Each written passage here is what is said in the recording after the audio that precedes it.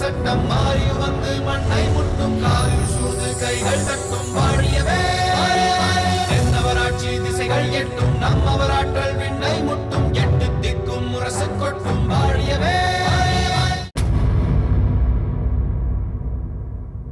வா முத்துநகை,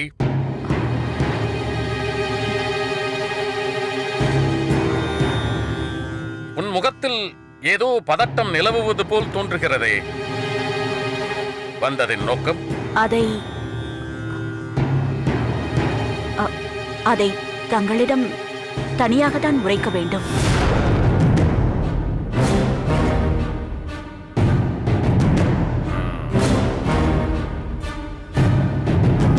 அமைச்சர்களே, தளபதியாரே, நான் சொன்னவற்றை சிந்தியுங்கள். என்ன செய்ய வேண்டும், ஏது செய்ய வேண்டும் என்று யோசித்து விரைவாக செயல்படுங்கள். மீண்டும் சந்திப்போம்.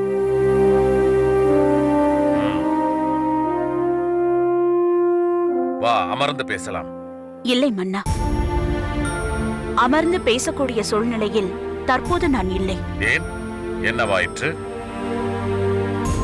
செழியனை பற்றிய சரியான விவரம் அறியாமல் தாங்கள் குழப்பம் அடைந்திருக்கிறீர்கள். அதை தெளிவுபடுத்தத்தான் வந்திருக்கிறேன். செழியனை பற்றிய செய்தியோடு வந்திருக்கிறாயா? சொல்லம்மா, சீக்கிரம் சொல். அவனுக்கும் மற்றொரு வீரனுக்கும் உங்கள் வீட்டு வாசலில் தான் சண்டை நடந்ததென்று சொன்னார்கள். அந்த நேரத்தில் புலவர் இங்கு வந்து விட்டதால் அவருக்கும் ஏதும் தெரியாது என்று கூறிவிட்டார். உனக்கு ஏதாவது தெரியுமா? தெரியும் அண்ணா. என்ன நடந்தது என்பதை சொல். மன்னா, திக்கெட்டும் படையெடுத்து நிலம் பல வென்றவர் தாங்கள். சோழ படையினர் கொட்டும் முரசொலி கேட்டு தாழ்பணிந்த பகைவர்கள் ஏராளம். ஒளியரை, பொதுவரை, இலங்கையரை வென்றீர்கள். வேளிர்குடி மன்னரை தோற்கடித்தீர்கள். இமயத்திலே நமது கொடியை பறக்க விட்டீர்கள். இத்தனை வெற்றித்திறம் உங்களிடம் இருந்தும் தாயகத்தில் முளைவிட்ட துரோகிகளை பற்றி தாங்கள் நினைக்காமலேயே விட்டுவிட்டீர்கள். அதனால்தான் தங்களிடம் தோற்றோடிய இருங்கோவேள் எப்படியும் தங்களை பழி தீர்த்துக் கொள்ள அலைகிறான் என்பதை தாங்கள் அறிவீர்களா? சொல், கேட்டுக்கொண்டிருக்கிறேன். தாங்களும் பாண்டிய மன்னரும் பவனி வந்தபோது இருங்கோவேளின் தளபதி சதி புரிந்து தங்களை கொல்வதற்கு தலைநகருக்கு வந்திருக்கிறார். அப்படியா செய்தி? அது மட்டுமல்ல, தங்களை கொல்ல கட்டாரியையும் ஏந்திவிட்டான். அந்த நேரத்தில் பாண்டிய நாட்டு வீரர் செழியன் அதை பார்த்து விட்டார். அவனோடு சண்டையிட்டு அவனை கொன்றார்.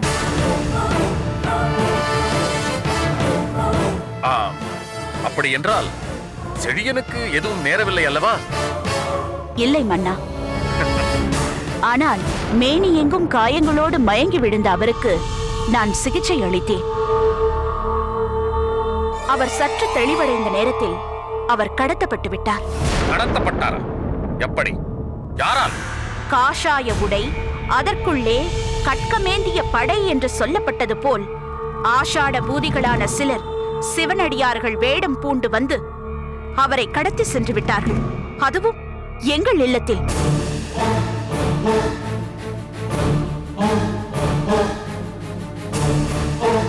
அம்மா முத்துநகை, உரிய நேரத்தில் சரியான விவரங்களை கொடுத்திருக்கிறாய்.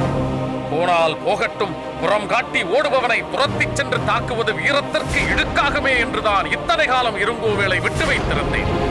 ஆனால் அவன் என்னையே கொல்ல சதி செய்கிறான் என்றால் இனியும் அவனை விட்டு வைக்க கூடாது. இன்றே என் படைகளோடு புறப்படுகிறேன். வேண்டாம் அண்ணா, அது செழியனின் உயிருக்கு ஆபத்தை விளைவித்துவிடும். அதுவும் சரிதான். அப்படி என்றால் என்ன செய்ய வேண்டும் என்று நீ நினைத்துக் கொண்டிருக்கிறாய்? அந்த துரோகிகளின் இருப்பிடத்தை நான் கண்டுபிடிக்கிறேன். ஒற்றர்களுக்குரிய வேலையை நான் மேற்கொள்கிறேன். மன்னா, சற்றும் தயக்கமின்றி எனக்கு அனுமதி தாருங்கள். இதற்காகவே நான் வீட்டை விட்டு வெளியேறி வந்துவிட்டேன். உன் தந்தையார் இதை பற்றி அறிவாரா? அவரிடம் நீ உத்தரவு பெற்று விட்டாயா? இல்லை மன்னா, வேண்டாம். என் தந்தையாருக்கு இது தெரியக்கூடாது. அவரை பற்றி கூட தாங்கள் ஆச்சரியமான செய்தியை கேள்விப்படுவீர்கள். அதாவது என் தந்தையும் ஒரு நாள் ஒற்றராக மாறக்கூடும் என்று சொல்ல வந்தேன். எனக்கு விடை கொடுங்கள். விடை கொடுப்பதில் தடையில்லை. இருந்தாலும் பெண்ணான உன்னை எப்படி தனியாக அனுப்புவது என்றுதான். மன்னா, பெண்கள் நினைத்தால் எதையும் சாதிக்க முடியும். எந்த நேரத்தில் எப்படி தந்திரமாக நடந்து எதிரியின் ரகசியத்தை அறிய முடியுமோ அதை ஒரு பெண்ணால் தான் எளிதாக செய்து முடிக்க முடியும். இருப்பினும் சில தேர்ந்தெடுத்த வீரர்களை நீ அழைத்து செல்வது நல்லது என்று நான் நினைக்கிறேன். அனுப்பி வைக்கட்டுமா? வேண்டாம் மன்னா. ஒருவராக சென்றால் எவருக்கும் சந்தேகம் வராது. கூட்டமாக சென்றால் நோட்டமிட வருகிறார்கள் என்று எளிதாக கண்டுகொள்வார்களே. அதுவும் சரிதான். அப்படி என்றால் உன் கடமையை நிறைவேற்ற உனக்கு என்ன வேண்டும் கேள். பெரிதாக எதுவும் வேண்டாம் அண்ணா.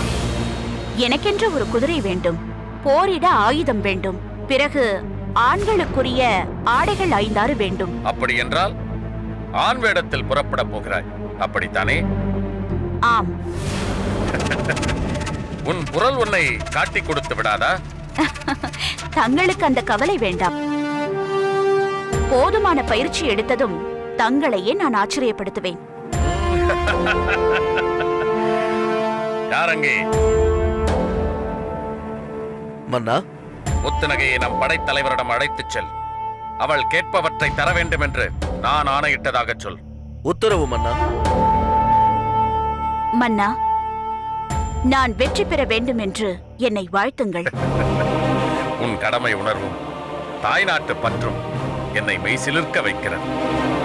மன்னனாக நான் நிறைவேற்ற வேண்டிய கடமையை பெண்ணாக நீ செய்ய முன்வந்திருப்பதைக் கண்டு நான் வியப்படைகிறேன். புலியை முரத்தால் அடித்து துரத்திய மரத்தமிழச்சியின் வழிவந்தவள் நீ என்பதை நிரூபித்து விட்டாய். பெண் இனத்தின் பெருமை உன்னால் உயரப்போகிறது. மன நிம்மதியோடு வாழ்த்துகிறேன். வெற்றியோடு வா. எந்த நேரத்திலும் எச்சரிக்கையாக இருக்க வேண்டும். நல்லது மன்னா. என் தந்தையாரிடம் நிச்சயம் சொல்ல மாட்டேன். கரிகாலன் வாக்கு தவறமாட்டான் என்பதை நீ அறிய மாட்டாயா? சென்று வா. விடை பெறுகிறேன்.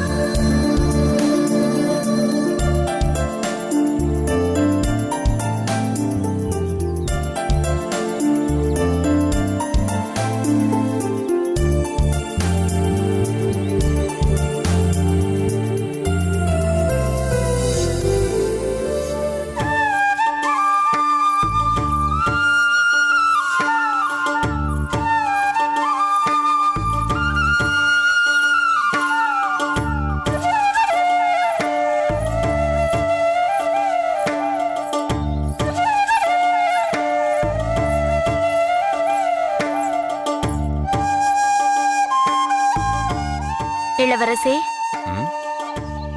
அது ஓவியம் தானே? ஆமாம். அதை ஏன் மறைத்து விட்டீர்கள்? நீ ஏன் அதை பார்க்க வேண்டும்? ஓவியம் என்பது எல்லோரும் பார்த்து ரசிப்பதற்காகத்தானே? இந்த ஓவியம் நான் மட்டும் பார்த்து ரசிப்பதற்காக. அது யாருடைய ஓவியம் என்று நான் தெரிந்து கொள்ளலாமா? நான் வரைந்த ஓவியத்தை பற்றி நீ தெரிந்து கொள்ள வேண்டிய அவசியம் என்ன இருக்கிறது? தாங்கள் இதை யார் கண்ணிலும் படாத அளவிற்கு மறைத்து வைக்க நினைக்கிறீர்கள் என்றால் நிச்சயமாக அது ஒரு பெண்ணின் ஓவியமாகத்தான் இருக்க வேண்டும். ஆமாம், என் மனதில் இடம் பிடித்திருக்கும் ஒரு அழகான பெண்ணின் ஓவியம். அவள் கண்கள் எப்படி இருக்கும்? என்னை போன்ற மான்விழிகளா? பாண்டிய இளவரசனுக்கு மருண்டு நிற்கும் மான்விழிகள் எப்படி பிடிக்கும்? துள்ளிப்பாயும் மீன்விழிகள் தானே பிடிக்கும். நமது கொடியில் உள்ள சின்னமே அதுதானே. அதனால் நான் வரைந்தவளின் விழியும் கயல் விழிதான். இதழ் என்னை போல் கோவை செவ்வாய்தானே. அதன் வண்ணம் என் எண்ணத்திற்கு ஏற்றபடி இல்லையே. இதில் இருப்பவை அமுதத்தை மொண்டு தரும் பவழத்துண்டு போன்றவை. புருவங்கள் என்னை போல் மன்மத பானங்களை வீசும் வில்லை போல் தானே இருக்கும். அது சரிதான். அப்பாடா, இதையாவது ஒப்புக்கொண்டீர்களே. ஆனால் அவை மதுராபுரியை அரசாலும் அன்னை மீனாட்சியின் கரத்தில் உள்ள வில்லை போல் அருளாகிய பானங்களை வீசுபவை. ஏன் நிறுத்திவிட்டாய்? இதற்கு மேல் நானே சொல்கிறேன். அவளது எள்ளுப்பூ நாசியும் அந்த வள்ளைப்பூ காதுகளும் என் மனதை கொள்ளை கொண்டவை. அவள் அசைந்து நடந்தால் நவரச பாவங்களும் அதில் ததும்பும். ஒரு பெண்ணின் இடையை கொடி என்பார்கள், உடுக்கை என்பார்கள், மின்னல் என்பார்கள். இப்படி எதை சொல்லலாம் என்று அவளை பார்த்தால் இடையே இல்லையே என்று தோன்றும். இடைக்கு மேலே உள்ள பாரங்களை சுமப்பதன் மூலம்தான் அது இருக்கிறது என்பதை என்னால் புரிந்து கொள்ள முடிகிறது. ஜல் ஜல் என்று ஒலிக்கும் பாதச் சலங்கைகள் கூட அவள் நடக்கும் பொழுது மெல்லிய கீதமாகத்தான் கேட்கும். ஆனால் அதை மட்டும்தான் இந்த ஓவியத்தில் என்னால் வரைய முடியவில்லை. வடிவத்தை தான் வரைய முடியுமே தவிர ஒளியை கொண்டு வர முடியாதே. இவ்வளவு சொன்னது போதுமா? இல்லை இதற்கு மேல் ஏதாவது கேட்க வேண்டுமா?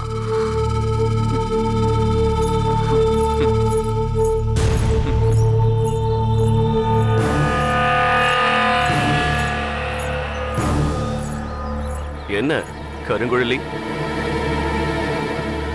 இளவரசர் சொன்னதை போன்ற அங்க அடையாளங்கள் உள்ள பெண்தான் எனக்கு வேண்டும் என்பதில்லை. நீ சொன்ன அங்க அடையாளங்களே எனக்கு போதும். அதுவே எனக்கு மிகவும் பிடித்திருக்கிறது. நீயே எனக்கு ஏற்றவள்தான். நீ மிகவும் அழகாக இருக்கிறாய். அப்படிப்பட்ட பெண்ணான நீ என்னுடன் வந்து என் அந்தப்புரத்தில் என்னோடு தங்குகிறாயா? மகேந்திரா, யாரிடம் என்ன பேசுகிறாய்? என்னதான் உயர உயர பறந்தாலும் ஊர்க்குருவி பருந்தாகிவிடாது. நான் பருந்தா இல்லையா என்பது எனக்கு தெரியும். என்னதான் வான்கோழி தோகையை விரித்து ஆடினாலும் மயிலாகிவிடாது.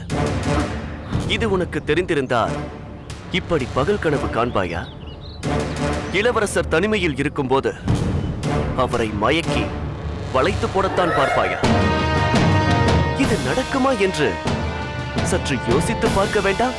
மகேந்திரா, நான் ஒன்றை நினைத்தால் அதை நிறைவேற்றியே தீருவேன். என் எண்ணம் ஈடேற என்ன சோதனையானாலும் நான் அதை சமாளித்து வெற்றி அடைவேன். நீ தோல்வியை தான் அடையப் போகிறாய். இளவரசரை திருமணம் செய்ய போவது என் தங்கை கலைவாணிதான். மகேந்திரா, உன் பகல் கனவு பலிக்காது. அதே தான் நானும் கூறுகிறேன். உன் பகல் கனவும் பலிக்காது. நீ யார்? உன் தகுதி என்ன? அதை புரிந்து கொண்டு உனக்கு ஏற்றவனாக ஒருவனை பார்.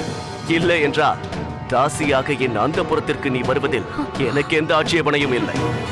மகேந்திரா, யாரிடம் வந்து என்ன பேசுகிறாய்? கருங்குழலியிடம்தான். சற்று கவனமாக பேசு. நான் யாருடைய மகள் என்று தெரிந்தால் நீ இப்படியெல்லாம் பேச மாட்டாய். தெரியும் தெரியும், நன்றாக தெரியும். மார்த்தாண்டனின் அன்பு மகள் தானே கருங்குழலி. உனக்கு அழகிருக்கும் அளவிற்கு அறிவில்லை. ஏய், ஏய், போது மலட்டிக் கொள்ளாதே. உனக்கு அறிவிருந்திருந்தால் இளவரசர் இளம்பழுதியை மயக்க பார்த்திருப்பாயா? இளவரசர் இளம்பழுதி என் தங்கைக்கென்றே பிறந்தவர். இளவரசரின் முறைப்பெண், அரியணைக்கு ஏற்றவள், இந்நாட்டின் வருங்கால மகாராணி. இவ்வளவும் தெரிந்திருந்தால் உனக்கு இந்த ஆசை தோன்றி இருக்குமா? தோன்றும், உனக்கு தோன்றும். ஆசை, பேராசை, பேராசை. மகேந்திரா, இளவரசர் இளம் வழுதி என்னை தவிர வேறு யாரையும் விரும்ப மாட்டார். அவரை திருமணம் செய்ய போவது நான் மட்டும்தான். அந்த நாள் வெகு தூரத்தில் இல்லை. அற்புதம், அற்புதம். உன் தன்னம்பிக்கையை பாராட்டுகிறேன். கீழே விழுந்தும் மீசையில் மண் ஒட்டவில்லை என்பார்கள். அது உன் விஷயத்தில் சரியாக இருக்கிறது. கருங்குழலி, இளவரசர் இளம் வழுதியை திருமணம் செய்ய போகிறேன் என்று எப்பொழுது நீ கூறினாயோ அப்பொழுதே என்னுள் தீ கொழுந்து விட்டு எரிய தொடங்கியது. அது சாதாரண தீ அல்ல, உன்னை சுட்டெரிக்கப் போகும் தீ.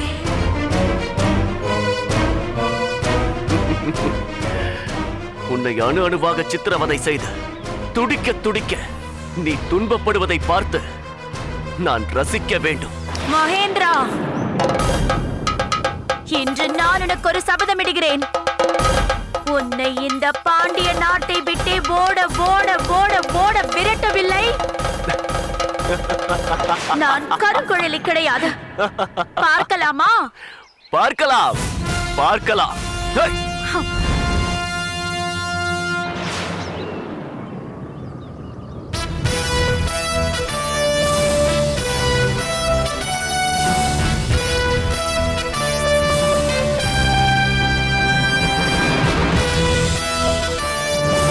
இந்த காட்டிற்குள் தான் இருங்கோவேள் மாளிகை அமைத்து எங்கோ விழிந்து கொண்டிருக்கிறார். அவனை தேடி கண்டுபிடிக்க வேண்டும்.